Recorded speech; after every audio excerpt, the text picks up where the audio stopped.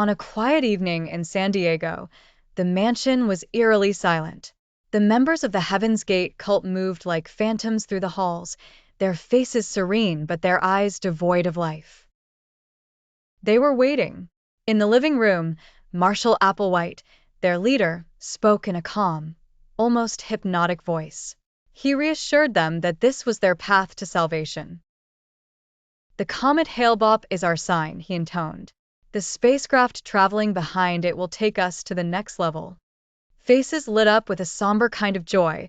They had waited so long for this moment. The members donned identical black uniforms and Nike shoes, as instructed.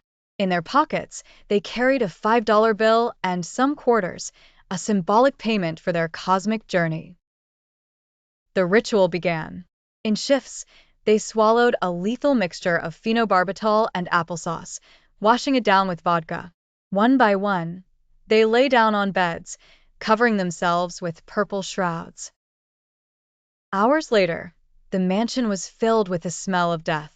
But to the members of Heaven's Gate, this was the scent of transcendence, of leaving behind a corrupt world for a higher plane of existence. Marshall Applewhite was the last to take the potion. As he closed his eyes, visions of alien spacecraft and celestial doors filled his mind. Was he deluded, or had he glimpsed a reality beyond human comprehension? Outside, Hale-Bopp streaked across the sky, indifferent to the tragedy unfolding below. Days later, the bodies were discovered by a former member who had left the group but agreed to check on them. The sight was surreal. 39 bodies all dressed alike, lying peacefully, as if merely asleep. It became one of the most bizarre mass suicides in history.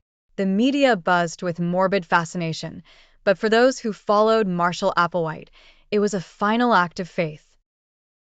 Whether driven by madness or by an unshakable belief in an otherworldly promise, the Heaven's Gate members had written their chapter in history, leaving behind questions that would haunt the living for decades to come.